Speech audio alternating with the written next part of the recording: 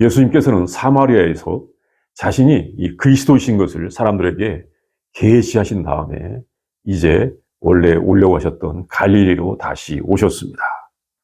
이 사마리아 사람들이 선민이라고 하는 유대인들보다 예수님이 구수해 주신 것을 더 잘 받아들인 것 같습니다.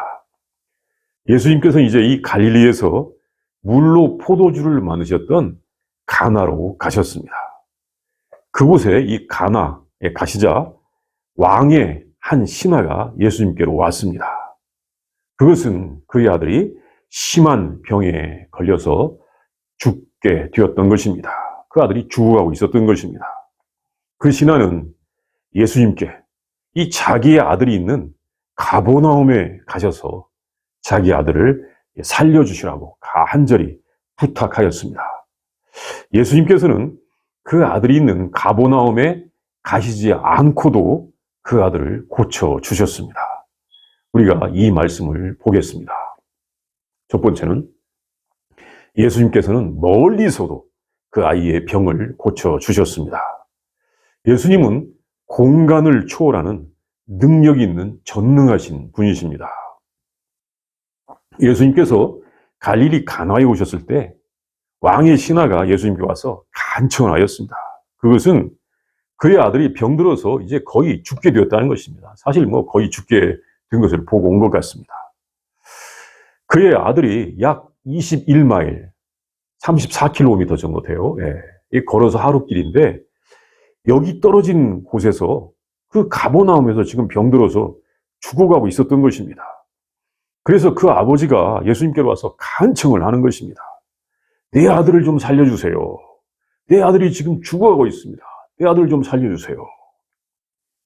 그는 왕의 신하로서 풍족한 삶을 살고 있었는데 자기 아들이 병들어서 죽게 되자 가버나움에서 이 가나까지 온 것입니다. 이 걸어서 8시간이나 되는 그런 거리를 온 것입니다. 예수님께서는 그가 내 아이가 죽기 전에 내려오소서. 이 자기 아이가 거의 죽을 거라고 하는 그런 상태에 있는 것입니다. 내 아이가 죽기 전에 내려오소서라고 하는 말을 하자 이렇게 말씀하셨습니다. 가라, 내 아들이 살아있다. 그래야 그 신하는 이 말씀을 믿고는 자기 집으로 돌아갔습니다. 그래서 그 집을 향하여 가고 있는 중에 아이가 살아있습니다 라고 하는 소식을 가지고는 자기의 이 종들을 만나게 되었습니다. 그래서 아이가 언제 살게 되었느냐라고 물으니까 예수님께서 말씀하셨던 그 시간, 오후 1시경, 그 전날 오후 1시경 정확히 일치하는 시간이었습니다. 그래서 그 사람들이 정말로 예수님의 능력을 믿게 되었고 예수님의 능력에 놀라게 되었고 온 가족이 예수님을 믿게 되었던 것입니다. 예수님께서는 걸어서 거의 하루길이나 떨어져 있는 거리에 있는 아이의 죽을 병을 치료해 주셨습니다. 걸어서 하루길이나 되는 거리, 그 거리는 상당한 거리입니다. 그런데도 예수님께서 능력으로 그것을 치료하신 것입니다. 이것은 절대로 저절로 된 것이 아니었습니다. 그 아버지의 간청이 있었고 거기에 대한 예수님의 응답이 있었던 것입니다. 놀라운 것은 그 거리를 초월하는 것입니다. 뛰어넘은 것입니다. 예수님께서 많은 병자들을 고쳐주셨습니다. 수많은 각종 병자들을 고쳐주셨는데 대부분의 경우에는 이 병자들이 예수님을 뵈러 왔었습니다. 병자들이 직접 예수님을 보러 온 경우에 고쳐졌습니다. 심지어 이 침 상처에 들려서라도 예수님 앞에 가야 된다라고 하는 생각을 가지고 온 사람도 있었습니다. 그때 치료를 받았습니다. 이렇게 예수님을 볼 때 기적이 일어난다라고 생각할 수도 있는 것입니다.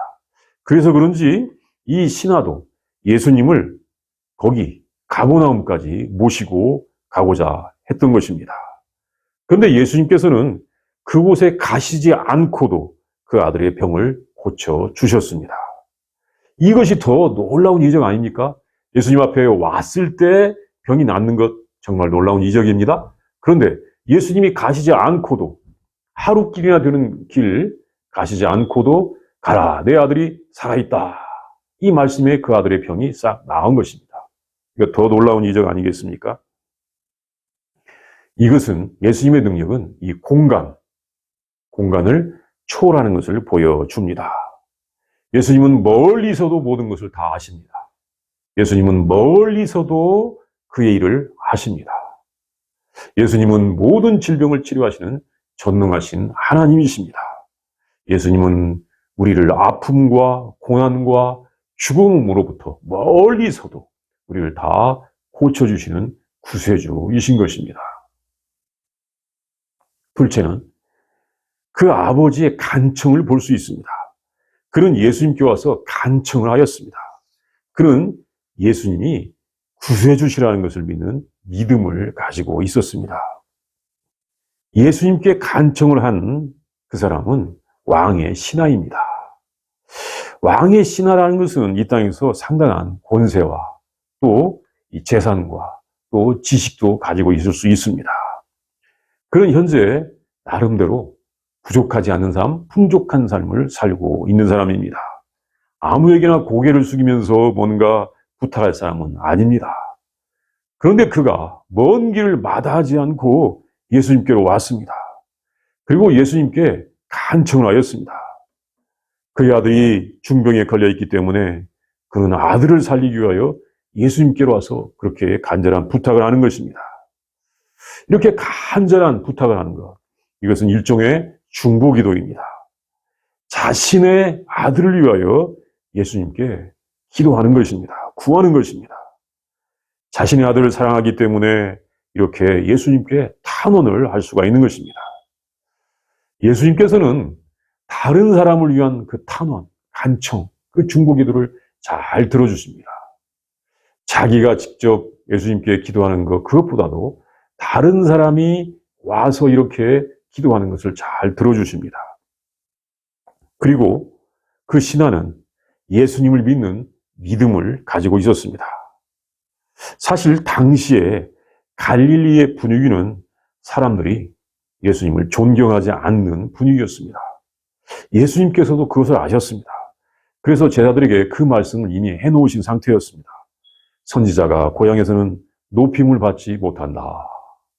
선지자가 고향에서는 존경을 받지 못해. 이 말씀을 하신 상태였습니다.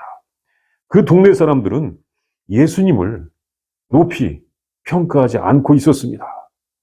예수님이 하나님의 아들이시라는 것을 인정하지 않고 있었던 것입니다.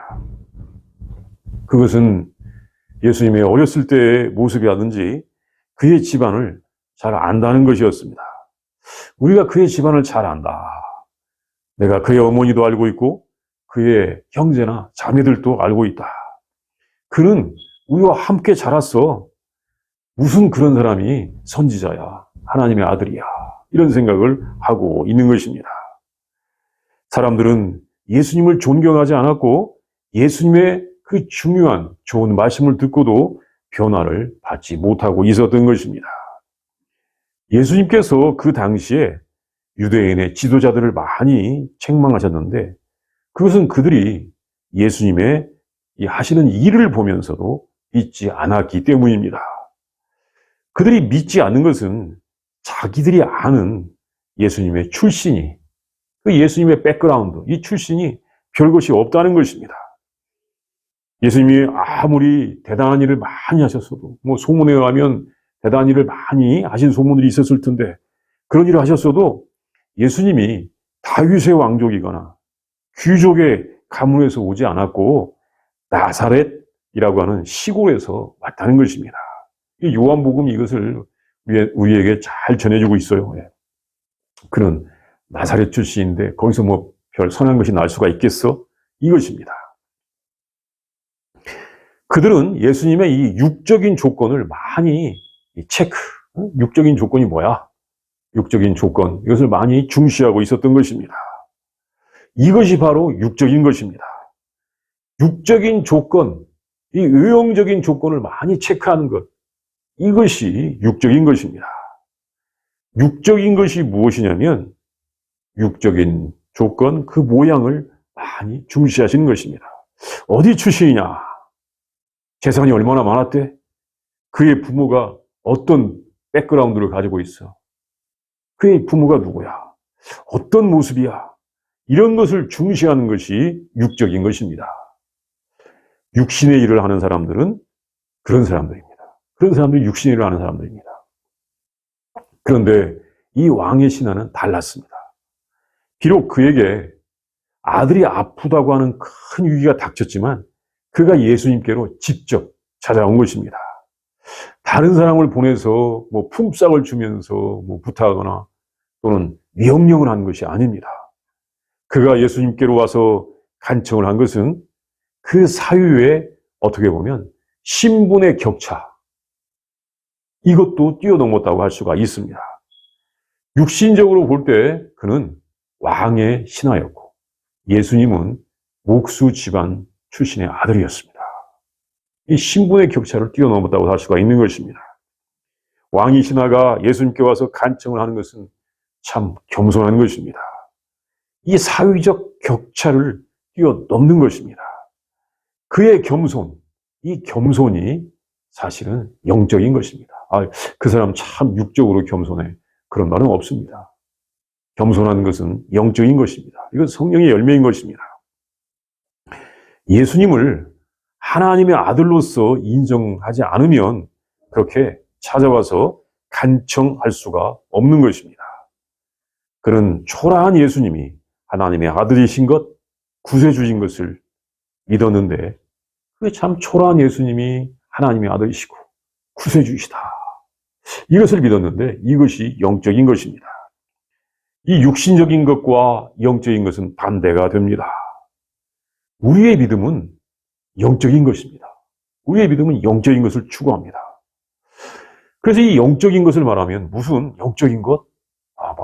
이것은 신비한 어떤 분위기가 있어야 돼. 어떤 이상한 감정 속에 파묻혀야 돼. 이렇게 생각하기 쉬운데 감정적인 것, 신비한 분위기를 생각하는데 그것이 아닙니다. 영적인 것은 뭐냐면 육신적으로 초라한 예수님께서 하나님의 아들이시라는 것을 발견하고는 믿는 것입니다. 겸손하신 예수님이 하나님의 아들이시라는 것을 믿는 것, 이것이 영적인 것입니다. 큰 말이나 화려한 마차를 타지 않고 한낮에 사막이나 광야길을 걷던 예수님이 하나님의 아들이라는 것 믿는 것. 그렇게 한낮에 광야길을 걸을 수도 있고 사막길을 걸을 수도 있는 분이 하나님의 아들일 수 있다는 것을 믿는 것이 영적인 것입니다. 예수님이 수도 예루살렘의 왕궁이나 궁전에 계시지 않고 성전에 계시지 않고 갈릴리의 가나의 시골에 계실 수도 있다는 것을 믿는 것, 이것이 영적인 것입니다. 믿음은 영적인 것입니다. 겸손한 사람이 믿음을 가지게 되는 것입니다. 그 왕의 신하가 원래 겸손한 사람이었는지는 잘 모르겠지만 그에게 닥친 그 아들의 중병이 그를 겸손하게 만들었고 그가 구세주를 만나게 되었던 것입니다. 우리가 이 위기 중에서라도 겸손하게 되는 것은 참으로 하나님께 큰 은혜를 받은 것입니다. 셋째는 이것은 예수님께서 갈릴리에서 행하신 두 번째 표적이었습니다. 예수님의 사역의 중심은 표적이 아니었습니다.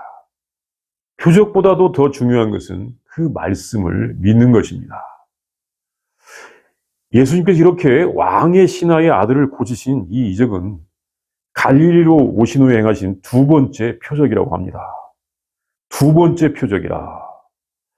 굳이 왜 이것을 말씀하셨을까요? 사실 우리는 예수님께서 행하신 모든 일이 전부 다 이적처럼 보입니다. 예수님께서는 평범한 일을 하신 것이 아니라 모두 이적, 표적이 되는 일을 행하신 것으로 우리가 생각하기 쉽습니다. 예수님은 수많은 병자들을 고치셨고, 물을 포도주로 만드셨고, 바다 위도 걸으셨고, 배고픈 사람들을 보리떡 5개, 물고기 2마리로 먹이셨고, 죽은 사람들도 살리셨다. 예수님께서 행하시는 일은 모두 이적이라고 생각하기가 쉽습니다. 그런데 본문에서는 이것이 유대에서 갈릴리로 오신 후에 행하신 두 번째 표적이라고 합니다. 첫 번째는 이 가나에서 이 혼인잔치에서 물을 포도주로 만드신 사건이었습니다. 그리고 이번에 이 치유 사역이 두 번째입니다. 이것을 보면 예수님께서 표적을 많이 행하신 것 같지는 않습니다. 예수님께서 이 전능한 능력이 있기 때문에 예수님은 모든 걸 다 하실 수 있는 능력이 있죠. 그런 전능한 능력이 있기 때문에 그냥 맘만 먹으면 또 때만 되면 이적을 행사하신 것이 아니라 꼭 필요한 경우에만 하신 것입니다. 그 이적이 하나님의 사랑과 그 나라를 보여주는 경우에만 그 이적을 행하셔서 그것이 표적이 되게 하셨던 것입니다. 예수님께서도 사람들이 이적에 관심이 많은 것을 아셨습니다. 너희는 표적과 기사를 보지 못하면 도무지 믿지 아니하리라. 이 말씀도 하셨어요. 이거 그 왕의 신하한테 하신 말씀입니다. 너희들 표적과 기사를 봐야 겨우 믿으려고 하지. 이런 말씀은 아니시겠지만 이렇게 말씀하신 적이 있습니다. 사람들이 이 표적과 기사가 있어야 믿는다는 것을 아셨습니다. 이것은 자기들에게 어떤 유익이 있어야 믿는 것을 아신 것입니다. 나에게 어떤 유익이 되어야 믿는다. 이걸 아신 것입니다.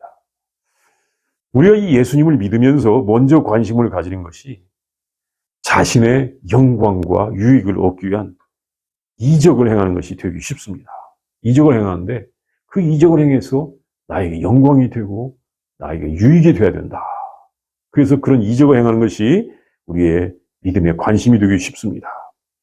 예수님을 믿으면 문제가 해결된다더라. 예수를 믿으면 병이 낫는다더라. 예수를 믿으면 사업에서 성공한다더라. 이런 유익을 기대하면서 예수님을 믿게 되고 그 능력에 집착하게 되는 경우가 많습니다. 제가 이 청년기에 이 믿음이 뜨겁다고 하는 사람들을 보았는데 그 관심이 뭐였냐면 어떤 이적을 기대하거나 자기가 그 이적을 행사하여 이 영광을 기대하면서 열심히 믿으려고 하는 그 모습을 보았던 것입니다. 어떤 청년은 자랑을 하는데 자기가 다 가리키기만 하면 그 사람의 질병이 나았다고 이렇게 자랑하는 것을 보았습니다. 신학교에 들어가기 위해 면접을 볼 때, 시추를 할 때, 노예에서 시추를 할 때 그 사람을 만났는데 그 청년이 어느 신학교에 갔었는지는 잘 모르겠어요. 그러나 대단한 긍지가 있었어요. 자기가 손으로 가리키기만 하면 그 사람의 병이 나왔다. 대단한 이적 행사자죠. 근데 저는 그것을 믿지 않습니다. 아마 굉장한 과장이었을 거라고 생각합니다. 이렇게 열심히 믿으려고 그냥 믿는다고 하는 사람들 가운데 이 자기가 이적을 행사해서 자기의 영광을 기대하는 사람이 많이 있었던 것 같습니다. 물론 어떤 사람은 믿기가 얼마나 어려운데 그 예수님에게서 이적을 기대하면서 믿는 것도 그런 믿음도 대단한 것 아니냐고 물을 수도 있을 것입니다. 예수님을 왜 믿냐? 그런 이적을 기대하기 때문에 믿는 거다 하면서 그렇게 이적을 기대하는 믿음을 갖는 것도 대단하다고 생각할 수 있습니다. 그런데 신앙에 있어서 이적보다도 더 중요한 것이 있습니다. 그것은 하나님의 나라가 더 중요한 것입니다. 내가 내 마음대로 살지 않고 하나님의 다스림을 받아 살겠다고 하는 그 믿음이 중요한 것입니다. 시편에서도 한 시인이 이렇게 하나님께 고백하고 말한 것이 있습니다. 여호와께서 그의 보좌를 하늘에 세우시고 그의 왕권으로 만유를 다스리시도다. 이 시편 103편 19절 말씀인데 하나님께서 그의 보좌를 하늘에 세우시고 그의 왕권으로 만유 모든 것을 다스리신다고 고백하였습니다. 하나님께서 온 세상을 다스리시는 것을 알고 그 다스림에 순종하는 것이 우리가 하나님 나라의 백성으로서의 믿음입니다. 예수님께서는 그 하나님 나라를 우리에게 주시기를 원하셨습니다. 그래서 우리가 영생을 누리기를 원하셨습니다. 우리가 하나님의 다스림을 받는 것은 내 마음대로 하지 않아야 하는 것입니다. 그런데 이 기적에 관심을 갖는 것은 대부분 자기의 소원이 이루어지는 것에 관심을 갖는 것입니다. 이적이 사람의 세속적인 욕망을 이루는 능력이 되어서는 되지 않습니다. 특별히 그 능력을 행사한 자의 능력을 과시하는 수단이 되어서는 되지 않습니다. 예수님께서는 그 능력을 행하셔서 병자들을 고쳐주시면서도 철저하게 자신이 주목받는 것을 원하시지 않았습니다. 많은 사람들을 모아놓고 병자를 고쳐주면 그 이름이 유명해질 텐데 예수님께서는 한 번도 그렇게 하신 적이 없습니다. 도리어 병자를 고쳐놓고도 조용히 해. 아무 말도 하지 마. 너 아무에게도 말하지 마. 동네에도 들르지 말고 다른 길로 가라. 이렇게 소문을 내지 말라고 주님은 많이 말씀하셨습니다.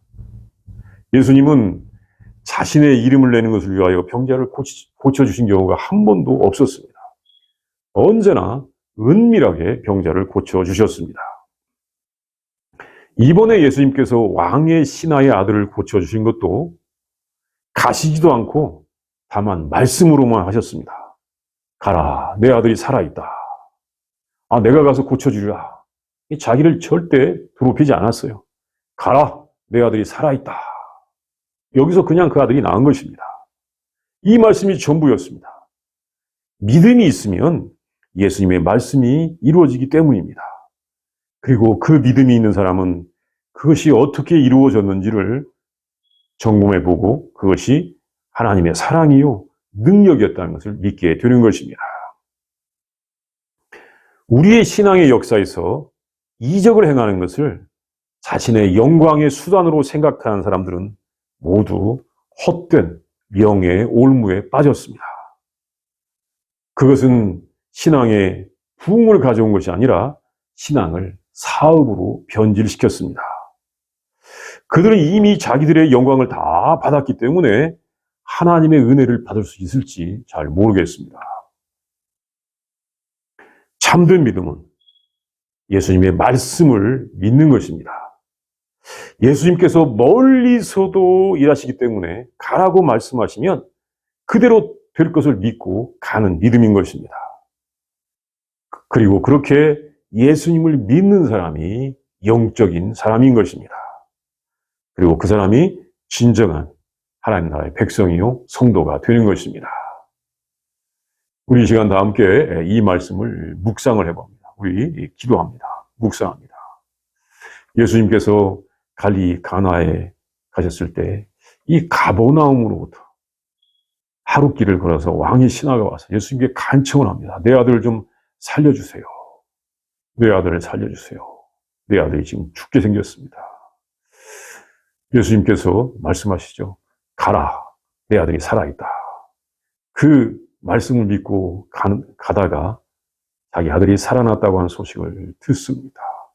이것이 바로 우리 예수님께서 그 왕의 신하게 해주신 믿음의 능력이었습니다. 우리 이 말씀을 상상하면서, 이 모습을 상상하면서 우리 예수님의 능력, 정말 우리가 어떻게 영적인 사람이 되는가 하는 그 말씀을 묵상하도록 하겠습니다.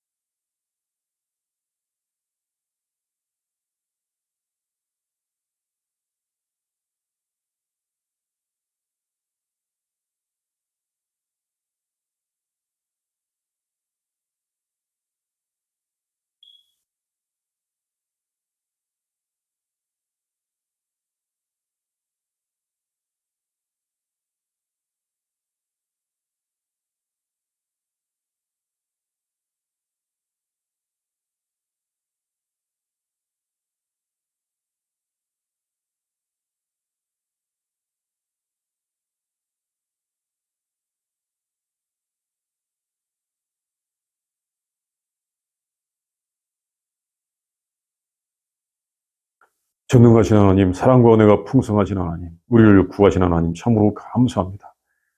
오늘 갈릴리 가나에서 있었던 한 왕의 신하에게 보여주신 이 기적을 통하여 우리가 어떻게 하나님의 은혜를 받는가라고 하는 귀중한 교훈을 주시니 진심으로 감사합니다. 하나님, 우리가 영적인 사람이 되게 하여 주시옵소서.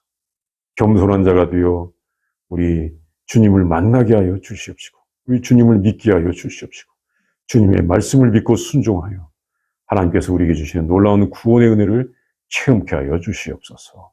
하나님 말씀이 온 땅에 가득하게 하여 주시옵시고, 모든 사람들이 하나님 말씀에 순종하여 하나님 나라의 삶을 살게 하여 주시옵소서. 우리를 인도하여 주시옵소서.